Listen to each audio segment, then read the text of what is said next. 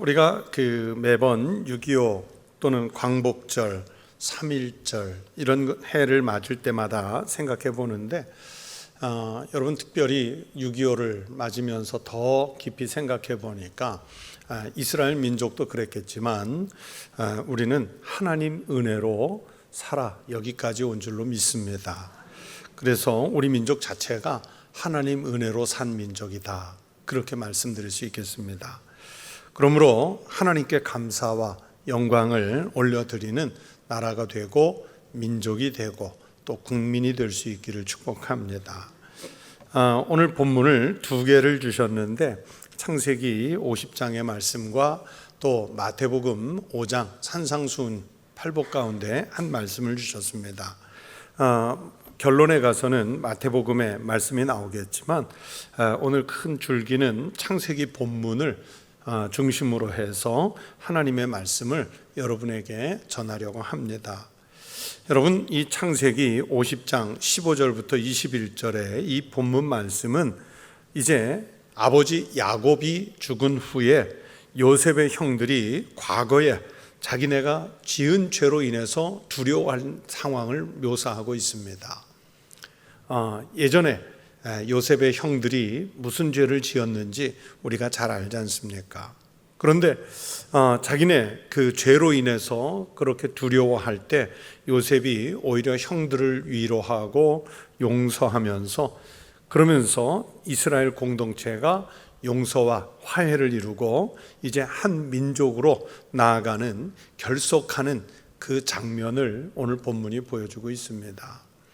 여러분, 우리도 그렇지 않습니까? 부모님이 살아계실 때는 형제들이 어떻게든 모여요.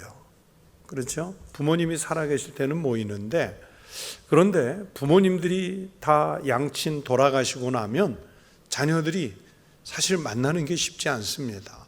부모님이 계시다는 것, 그 하나로 인해서 어떻든 모일 수 있는 구심점이 있는데, 요즘 같은 이런 현대화된 그 핵가족이 깊어진 세상 속에서는 부모님 계시지 않으면 아무래도 가족 간에, 형제 간의 결속력이 떨어질 수밖에 없습니다. 요셉의 이 형들과 요셉의 사이도 아마 그럴는지 모르겠어요. 아버지 야곱이 그나마 살아계실 때는 그 아버지를 중심으로 해서 요셉의 형들과 어우러져 살 수가 있었지만은, 그러나 이제 부모님 마지막 아버지가 돌아가시고 나니까 이 요셉의 형들 입장에서는 자기네들의 이 결속이 깨질까 봐 두려웠던 겁니다. 창세기, 오늘 본문 앞에 창세기 45장 15절에서 보면 이제 형제들이 다시 만나게 됐을 때, 서로의 정체를 알게 됐을 때 서로 안고 울면서 막 화해를 했지만, 그러나 세월이 10년, 15년 이렇게 지나면서 아직도 마음속에는 형들이 생각할 때에 뭐가 남아 있었느냐? 과거에 비록 자기들의 죄지만 앙금이 남아 있었던 거예요. 아직 앙금이 남아 있었는데 아버지 야곱이 살아있다는 것 때문에 지금까지는 봉합하고 왔어요. 그런데 이 앙금이 남아있던 것들을 오늘 본문에서 다 털어내고 화해하는 그런 내용을 말씀하고 있습니다. 여기까지 오는 과정을 우리가 좀 이해해야 오늘 본문을 알 수 있을 겁니다. 여러분, 야곱에게는 12아들이 있었죠. 우리 어렸을 때 찬송 많이 불렀잖아요. 야곱에게는 12아들이 있었는데요, 그 중에 하나 키가 크고요, 이런 노래 불렀잖아요. 그렇죠? 야곱의 아들 12명이 있었고 딸이 하나 있었는데 몇 명의 부인에게서 이 자녀들이 나왔죠? 그렇죠, 4명입니다. 4명이에요. 첫째 부인, 소위 말하는 조강지처는 레아입니다. 이 레아의 자녀가 6남 1녀인데 루벤, 시므온, 레위, 유다, 이사갈, 스불론, 이렇게 6남에다가 디나, 요즘 영어식으로 얘기하면 다이아나가 될 텐데 이 디나라는 딸이 있었어요. 레아에게는 6남 1녀의 자녀가 있었습니다. 서로 경쟁이 붙어가지고 자기 몸종들을 아버지 그 야곱에게 넣게 되는데, 이 레아가 자기의 몸종 실바를 남편에게 주어서 그 실바가 아들을 낳았는데 아들을 둘을 낳았어요. 하나는 가시고 또 다른 하나는 아셀입니다. 전혀 자녀를 낳지 못하는 라헬이 이제 언니죠. 자기 언니 레아의 그 다산하는 모습을 보면서 질투가 나서 자기가 비록 자녀는 낳지 못하지만 자기의 몸종 비라를 또 남편에게 넣어서 그 비라가 두 아들을 낳았는데 그게 바로 단이라는 아들과 납달리라는 아들이었어요. 그리고 뒤늦게 라헬이 이제 태를 열어서 아들을 둘을 낳게 되는데 그 중에 하나가 이제 요셉이고, 그리고 막내 아들이 바로 베냐민입니다. 그러니까 요셉은 12아들 가운데 11번째 아들이고 베냐민은 12번째 아들이었던 거예요. 어머니가 이렇게 달라요. 아버지는 하나였기 때문에 그 형제라고 하지만은 소위 말하는 배다른 어머니들이에요. 그러니 다 생각이 또 달랐겠고, 또 뭐 외부에 대응할 때는 함께 할 수 있었겠지만, 그러나 집 안에서는 또 각자의 이해관계에 따라서 갈등이 만들어질 수 있는 이런 구조가 애초부터 있었던 겁니다. 야곱이 가장 사랑하는 아내는 누구였냐면 라헬이었어요. 라헬을 얻기 위해서 무려 14년을 그저 품삯 없이 일을 할 정도로 그렇게 사랑을 했어요. 그런데 그 라헬이 어렵게 태를 열어서 얻은 아들이 요셉이었기 때문에 다른 아들에 비해서 야곱은 이 요셉을 정말 편애를 했습니다. 저의 친구 가운데도 자녀가 셋이 있는 친구가 하나 있는데, 이 친구는 저희들이 볼 때도 정말 눈에 띄게 그 큰 아들을 되게 편애를 했어요. 정말로 편애를 했어요. 뭐 조금도 농담이 아니라 진짜 편애하는 게 눈에 보였어요. 그래서 제가 한 번은, 누구야, 너 그렇게 큰 아이만 편애를 하면 밑에 두 아이가 상처받지 않냐. 그러니까 큰 아이가 아마 첫사랑이었기 때문에 그런 것 같아요. 그래서 제가 뭐라고 질문했냐면, 야, 손가락 깨물어서 안 아픈 손가락이 어딨니? 다 아프잖아. 그랬더니 정말 제 마음속에 평생 잊지 못할 대답을 이 친구가 했어요. 10손가락 깨물어 다 아프지만 더 아프고 덜 아픈 손가락은 있대요. 그러니까 자기의 그 편애를 그렇게 이야기를 하더라고요. 미안하지만 마음이 그런 걸 어떻게 하냐는 거예요. 큰아이한테 마음이 가는 걸 어떻게 하냐는 거예요. 그래서 큰아이가 더 아픈 손가락인 거예요. 물론 그런 상황은 어떻는지 모르겠지만 요셉은 야곱에게 있어서는요, 전부와 같은 아들이에요. 그래서 아버지로서 해줄 수 있는 모든 혜택은 요셉에게 더 많이 편중이 됐어요. 그러니 그 나머지 요셉의 형들 10명이 볼 때는 시기와 질투의 대상이었던 거죠. 거기다가 요셉 스스로가 그런 질투를 불러오는 경우들이 있었습니다. 요셉은요, 꿈을 꾸는 소년이었어요. 이 요셉이 꾸는 꿈들 때문에 언제나 형들이 요셉을 경계하죠. 뭐 예를 들면 11별이 자기 별에게 절을 하는 꿈을 꾸었다. 형들에게 그 얘기를 해요. 곡식단들이 일어나서 자기 곡식단에게 절하는 꿈을 꾸었다. 이런 얘기들을 그냥 스스럼 없이 하는 거예요. 그래서 요셉의 형들이 볼 때는 이 아이는 늘 꿈을 꾸고 자기가 꾸는 꿈 때문에 늘 교만한 것처럼 그렇게 인식이 돼 있고, 거기다가 아버지가 집중해서 편애하는 그런 아들이었기 때문에 형들이 볼 때는 정말 미움 털이 박힌 아이예요. 그래서 요셉의 형들이 공모를 해서 요셉을 애굽을 왕래하는 대상들에게 팔아넘겼죠. 그렇게 팔려나간 요셉은 바로의 시위대장, 성경에선 시위대장이라고 했지만 오늘날 우리가 쉬운 말로 표현하면 경호실장, 바로의 경호실장 집 보디발이라는 사람의 집에서 노예 생활을 하는 겁니다. 그런데 노예 생활을 하면서 보니까 워낙 성실하게 일을 해요. 주인이 이 아이에게 집사의 총책임, 가정 총무의 일을 맡겨도 안심이 될 만큼 워낙 성실하게 일을 하는 거예요. 그래서 가정 총무가 됐지요. 가정 총무가 돼서 사람들의 존경을 받으며 잘 일하는 것을 보고 그만 보디발의 아내가, 그 경호실장의 아내가 요셉에게 성적인 유혹을 느껴서 그를 유혹합니다. 하지만 요셉은 자기 상전 아내의 그 유혹을 거절하는 바람에 누명을 쓰고 옥에 갇히게 되지요. 그런데 성실히 몸에 밴 요셉은 그 감옥 안에 갇혀서도 게으르지 않고 죄수로 신분이지만은 자기가 감옥에서 해야 할 일을 성실하게 일을 함으로써 그만 그 감옥 속에 총무의 역할도 맡아서 하게 됩니다.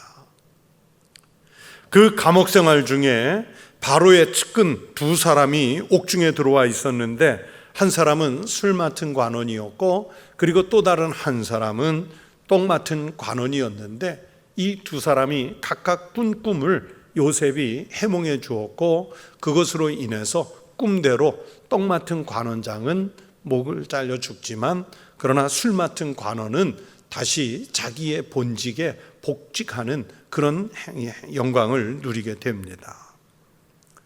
이 술 맡은 관원장의 그 꿈 해몽 때문에 훗날 나중에 2년여가 시간이 지나서 이게 계기가 돼서 바로의 꿈을 해몽해 주는 일에까지 나서게 됩니다. 바로의 꿈을 해몽을 적절하게 해줌으로 인해서 애굽의 총리가 됐습니다. 어떤 꿈을 꾸었고 어떻게 해몽을 하게 됐는지에 대해서는 말씀드리지 않겠습니다. 요셉이 그렇게 애굽 총리의 일을 잘하고 있을 때 이 애굽을 비롯한 모든 지역에 팔레스틴 중동 지역에 극심한 가뭄이 들었고 가뭄으로 인해서 기근이 창궐했을 때 팔레스틴 지역에 살고 있던 요셉의 그 형제들이 곡식을 사러 오게 됐고 그 형들을 그 곡식 사는 현장에서 만나게 됩니다. 그리고 앞에 서론에서 말씀드린 것처럼 이제 형들과 서로의 신분을 알게 되고 아주 극적인 화해를 하게 돼서 이제 형들이 올라가서 아버지 야곱까지 다 데리고 애굽에 와서 정착을 하게 됐습니다. 그때 야곱의 후손으로서 애굽 고센 땅에 정착한 사람이 70명이었습니다. 창세기 46장 27절에 보면 애굽에서 요셉이 낳은 아들은 2명이니 야곱의 집사람으로 애굽에 이른 자가 모두 70명이었더라. 70명이 내려와서 정착을 했습니다. 이 70명의 가족들은 요셉의 돌봄으로 모두가 안락한 생활을 하게 됐죠. 그렇게 야곱은 130세에 애굽으로 건너왔고 그곳에서 17년을 더 살고 147세가 됐을 때 임종을 하게 됩니다. 그러니까 오늘 본문은 바로 147세가 됐을 때 그때의 이야기예요. 창세기 47장 28절에 보시면 야곱이 애굽 땅에 17년을 거주하였으니 그의 나이가 147세라. 그리고 이제 49장 33절에 와서 야곱이 147세에 그렇게 임종을 맞이하고 장례까지 끝내놓은 상황이 오늘 본문 말씀입니다. 그렇게 야곱이 별세하고 장례까지 다 마치고 나니까 그의 형제들은 두려워 떨었죠. 15절에 그 두려움에 떠는 모습이 나옵니다. 그래서 17절, 18절에 보면 형들이 요셉을 찾아와서 다시 한 20년 전, 30년 전에 자기네들에게 있었던 그 사건의 용서를 구합니다. 그러면서 아버지 야곱의 유언을 인용해서 용서를 구하는 거예요. 18절에 그의 형들이 또 친히 와서 요셉의 앞에 엎드려 이르되 우리는 당신의 종들이니이다. 요셉아, 우리가 한 30여 년 전에 너에게 큰 잘못했다, 미안하다, 그만 사과해도 정중한 사과였을 텐데 뭐라고 말합니까? 요셉 앞에 엎드려 뭐라고 그럽니까? 우리는 당신의 종입니다. 우리는 당신의 종입니다. 얼마나 두려움에 떨고 있는지 이 장면 속에서 그대로 여실히 드러나고 있습니다. 형들이 이런 두려워 떠는 마음에 대해서 요셉이 보이는 반응은 오늘 본문 17절 하반절에 요셉이 그애들이 그에게 하는 말을 들을 때 울었더라 그랬습니다. 여러분, 왜 울었을까요? 요셉이 무릎 꿇고 용서를 구하는 두려움에 떨고 있는 그 형들을 보면서 요셉이 왜 울었을까요? 이제 아버지마저 없고 나니까 자기가 마음껏 복수할 수 있어서 울었나요? 옛날에 자기가 팔리던 날, 그날에 그 무섭던 장면이 다시 떠올라서 정말 두려워서 울었나요? 억울하고 분해서 울었나요? 아니지요.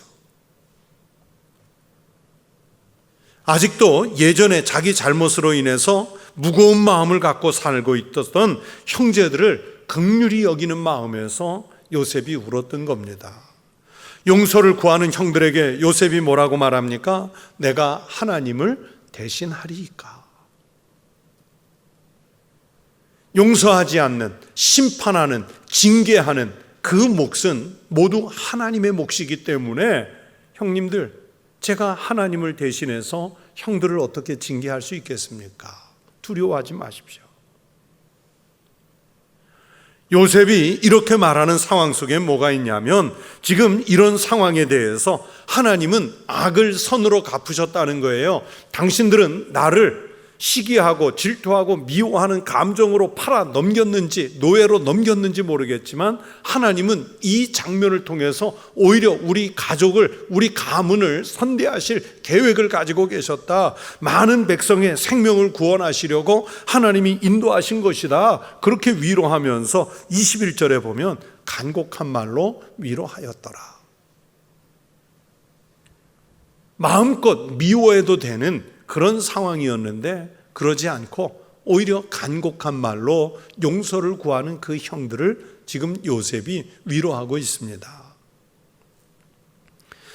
이 장면에서 형제들은 비로소 안심하게 되었죠. 그리고 한 집안, 한 백성으로서 이제 화평을 누릴 수 있게 됐습니다. 하나님은요, 요셉의 이런 환난을 통해서 이스라엘이 드디어 민족이 되는 본격적인 길로 나설 수 있게 됐습니다. 만약에 70명이 모여 살다가 이 장면에서 다 가문이 깨지는, 서로 원한을 갖고 예전의 감정에 매여서 복수하는 그런 상황이 되었다면, 그래서 가족들이 뿔뿔이 흩어졌다면 앞으로 장차 100년 후, 300년 후, 400년 후에 요셉이 이스라엘이 어떻게 민족을 이루고 출애굽해서 큰 하나님의 나라를 만들어낼 수 있었겠습니까?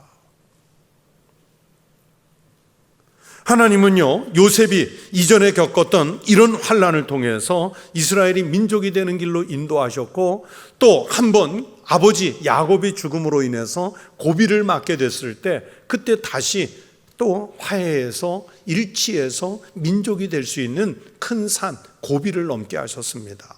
형제들을 가로막고 있던 장벽, 앙금, 이런 것들이 하나님의 용서와 위로 앞에서 여실히 무너지는 것을 오늘 본문이 보여주고 있습니다.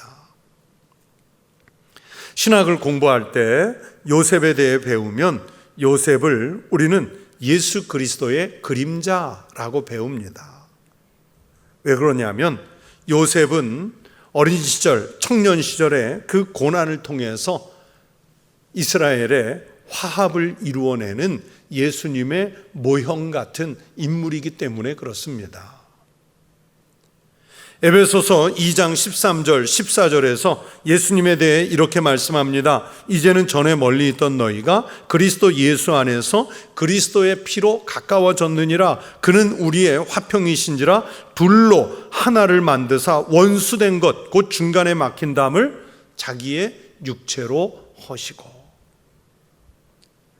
예수님의 몸이 십자가에서 죽으심으로 인해서 화평이 이루어지는데 원수된 하나님과 인간 사이가 화평을 이루게 됩니다. 사람과 사람 사이에 가로막고 있었던 불화와 갈등, 증오, 시기, 분노, 미움 이런 것들이 허물어지고 화목하게 될 수 있는 길이 바로 예수 그리스도의 십자가에서 열렸던 겁니다.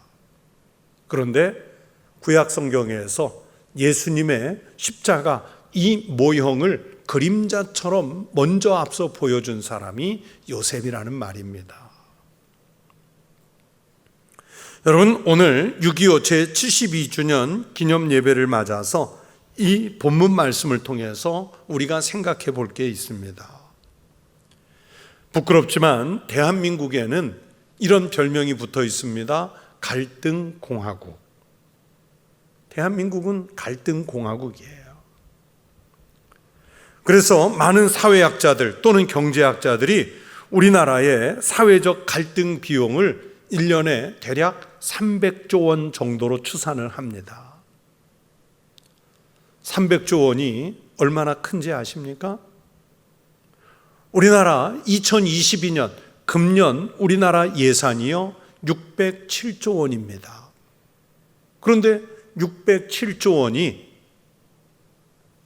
나라의 1년 살림인데 우리 사회에 그냥 갈등 문제를 해소하기 위해서 투자해야 되는 비용이 무려 300조 원입니다. 300조 원.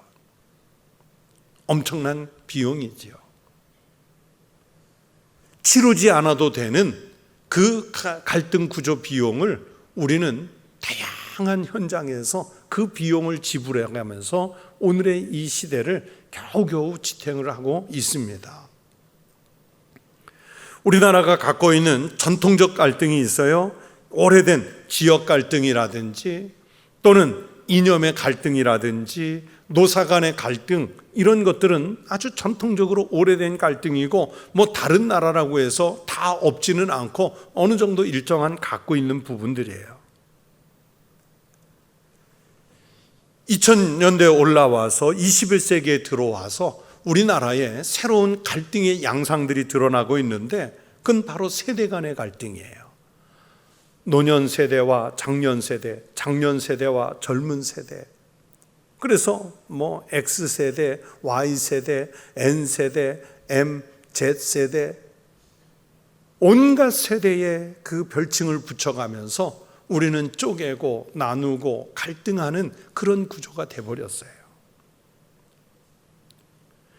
또 몇 년 전부터 우리 사회에 심각한 갈등이 하나 또 새로운 양상이 추가가 됐는데 젠더 갈등이라고 그래요. 이 젠더 갈등은 남녀 갈등입니다. 사회학적인 용어로 젠더라고 하는데 이건 남녀 간의 갈등이에요. 여러분 지난번 대통령 선거에 또 지방선거에 아주 확연하게 드러났죠. 20대 여성이 지지하는 후보가 달라요. 20대 남성이 지지하는 후보가 완전히 달라요. 7대 3씩이에요. 7대 3씩. 30대 40대 여성과 남성이 지지하는 정당 또는 후보가 완전히 나뉘었어요.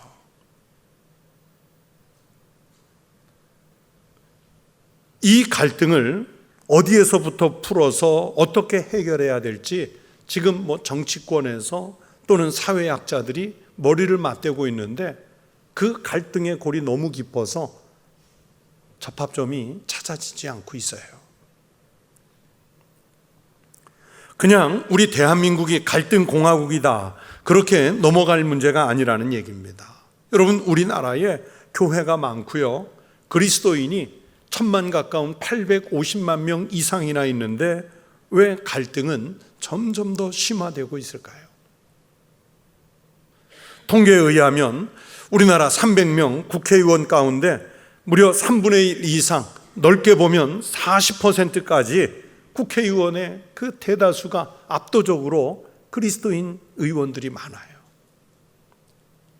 우리나라 대학교 4년제 총장의 약 적을 때는 60%, 많을 때는 무려 80%가 그리스도인이라는 통계가 있어요. 우리나라 고위공직자의 40% 이상이 그리스도인이라는 통계들이 있습니다.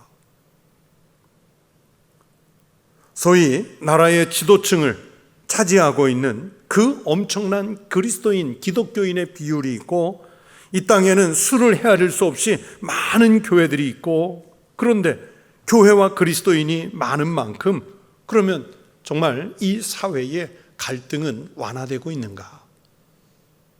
갈등이 줄어들고 있는가? 그렇지 못하지요. 오히려 이제는 사회의 편승에서 교회마저도 세상에서 갈등을 중재하고 화목하게 하는 그런 역할을 하는 것이 아니라 교회 자체가 갈등에 빠져서 내분을 일으키는 교회가 이 땅에 얼마나 많아지고 있습니까? 교회 자신이 또는 그리스도인 자신이 갈등에 그저 휩쓸려 가는 그런 모양새가 오늘의 우리들의 모습입니다.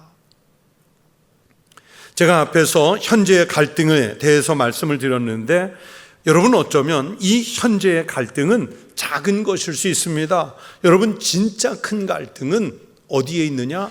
미래에 있습니다. 바로 남북 간의 갈등입니다. 지금도 남과 북은 갈등의 상황이지만 여러분 통일이 된다면 진짜 큰 갈등이 우리 앞에 기다리고 있습니다.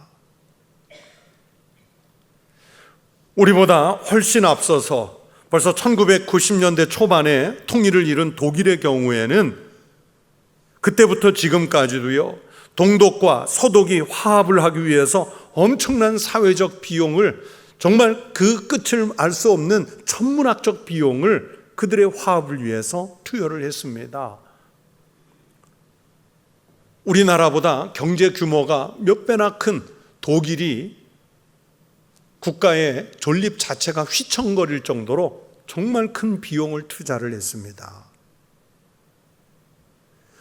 독일이 그런 통일을 이룬 다음에 그래서 경제적 위기가 왔고, 또 그러면서 여전히 동독과 서독 간의 차별이 잔존하고 있습니다.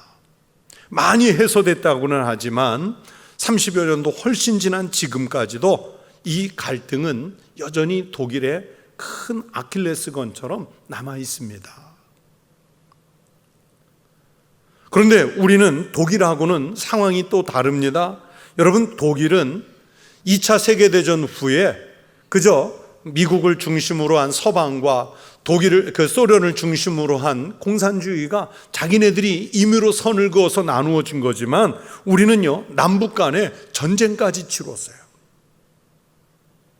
72년 전에 6.25라는 남북 간의 전쟁을 통해서 여러분 독일과는 상상할 수 없을 정도로 훨씬 더 깊은 상처를 안고 있는 게 우리 남과 북이에요.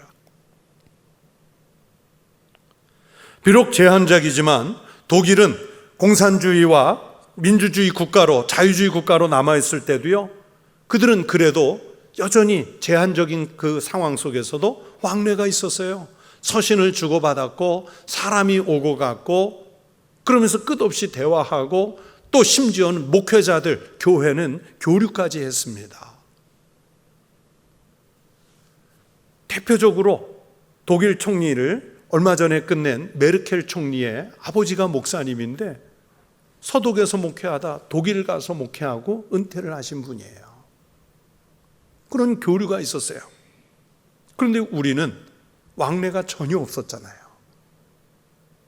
왕래가 전혀 없이 전쟁의 상처를 여전히 갖고 있는 나라예요.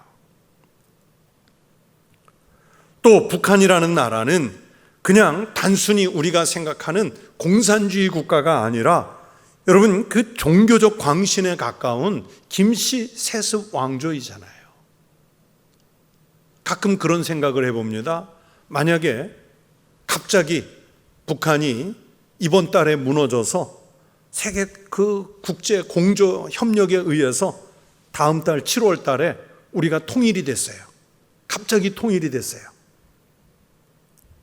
그러면 이 갑자기 통일이 오는 게 여러분 우리에게 즐거운 상상일까요? 아니면 끔찍한 상상일까요? 여러분 북한에 그 주민들하고 사상 논쟁을 벌여서 이길 수 있는 그렇게 이론적으로 무장된 국민이 우리에게 얼마나 있을까요? 이건 정말 생각하기 어려운 아주 비극적 상황입니다. 그 얘기는 뭐냐면 어떻게 하면 우리 남과 북이 미래에 그 닥쳐올 그 큰 갈등 속에서 어떻게 화평을 이룰 수 있을까? 지금 우리가 가지고 있는 대한민국의 어떤 사회적 갈등, 젠더 갈등, 세대 간의 갈등, 노사 간의 갈등, 지역적 갈등, 이런 갈등을 다 블랙홀처럼 잡아먹을 그 미래의 남북 간의 그 백성들의 갈등을 과연 우리는 어떻게 극복해낼 수 있을까? 지금 겪고 있는 이 작은 갈등도 해결해내지 못하면서 앞으로 닥칠 그 큰 갈등을 우리는 무슨 수로 넘어설 수 있을까? 여러분, 그것은 인간적으로는 거의 불가능에 가깝습니다. 여러분, 입장을 바꿔놓고 생각해 보세요. 여러분이 만약에 요셉이라면, 자, 요셉의 형들이 요셉에게 행한 일에 대해서 여러분은 용서하실 수 있으세요? 자, 오른손을 들어보십시오. 오른손을 들어보세요. 내 가슴에 대세요. 자, 내가 요셉이에요. 내 심장에다가 손을 댔어요. 나는 우리 형님들 용서할 수 있어. 말할 수 있으세요? 이 강단에서 부끄럽지만 저는 못해요. 나를 팔아넘겼어? 그래서 그 돈 받아가지고 부자 됐니? 그래, 그 돈 받아가지고 잘 먹고 잘 살지도 못하고 나한테 양식 얻으러와? 그동안 아버지 때문에 살육을 못했지만 이제 너희들 제대로 걸렸어. 이제부터가 인생의 고통이 뭔지를 제대로 보여주겠다. 여러분, 그런 마음이 들어야 정상이에요. 우리가 무슨 성인군자라고 그런 마음이 들겠습니까? 용서할 마음이 어떻게 들겠어요? 그런데 요셉이 인간으로서는 거의 불가능에 가까운 그 일을 해낼 수 있었던 것은 내가 하나님을 대신하리까? 여러분, 요셉과 관련한 성경의 말씀들을 보세요. 창세기에 등장하는 요셉과 관련한 말씀들은 한결같이 뭐라고 되어 있냐면 하나님이 요셉과 함께 하심으로 그가 형통한지라, 하나님이 요셉과 함께 함으로 그가 복이 된지라, 이 말씀이 반복이 되잖아요. 결국 요셉의 마음을 통치하시는 분은 누구셨다는 얘기예요? 하나님이셨다는 얘기예요. 인간적 감정으로는 거의 불가능에 가까운 일이었지만 신앙적인 면에서 하나님의 뜻을 찾은 요셉이었기 때문에 그 불가능을 넘어서 하나님이 주시는 은혜와 감동으로 그것을 이겨냈다는 얘기입니다. 그러므로 오늘 이 본문은 요셉과 그 형제들에게서 우리가 6.25라고 하는 엄청난 이 역사적 사건 앞에서 어떻게 이 산을 넘어서야 하는지를 가르쳐 주시는 말씀이에요. 예수님의 십자가가 바로 그 말씀입니다. 오늘 요셉의 경우에 빗대서 우리를 점검해 보면 먼저 우리가 그래서 그리스도인답게 신앙을 지켜야 합니다. 다시 말하면 하나님의 뜻을 찾아야 돼요. 요셉이 형들의 음모에 의해서 애굽의 대상들에게 팔려갔지만, 악을 행했지만 요셉은 분명 자기를 하나님이 앞서 보내셨다. 우리 가족과 많은 사람을 살리기 위해서 하나님이 나를 앞서 보내신 것이다. 하나님의 뜻이 개입됐다 하는 마음으로 이 사건을 받아들이지 않습니까? 그렇기 때문에 비록 노예 생활을 했지만 노예 같지 않게 하나님의 뜻을 찾으며 살았던 거예요. 그래서 우리가 이 어려운 문제 앞에서 그리스도인답게 살고자 하는 신앙 고백이 있어야 합니다. 여러분, 요셉은 어떤 상황에서도 하나님과 함께하며 형통한 삶을 살았습니다. 노예일 때도 하나님과 함께했고요, 가정 총무일 때도 하나님과 함께했고요, 또 죄수의 신분일 때, 감옥의 살림을 맡았을 때, 또 총리의 일을 할 때 무엇을 하든지 다 하나님의 뜻부터 구하는 믿음의 사람이었기 때문에 이 갈등을 이겨낼 수 있었던 겁니다. 그리고 요셉에게서 배워야 할 정말 중요한 것은 바로 하나님의 마음, 형들을 마음으로 받아들이고 긍휼히 여긴 이 마음을 본받을 수 있도록 우리를 하나님께서 통치해 주시도록 간구하는 믿음의 성도 되시기를 바랍니다. 우리가 원망, 분노, 미움 이런 것들이 요셉에게도 있을 수 있었겠지만 그는 하나님의 뜻을 찾았기 때문에 접을 수 있었습니다. 우리가 저 북한 사랑하는 우리의 동포들, 또 예전에는 정말 상종할 수 없을 것이라고 여겼던 그분들이 우리에게 끝없이 적대해야 할 세력이 아니라 결국은 하나님 은혜 가운데서 우리가 품어야 할 우리의 동포요, 우리의 민족인 줄로 믿습니다. 하나님은 화평을 이루시는 분인 줄로 믿습니다. 그래서 예수님을 보내셨습니다.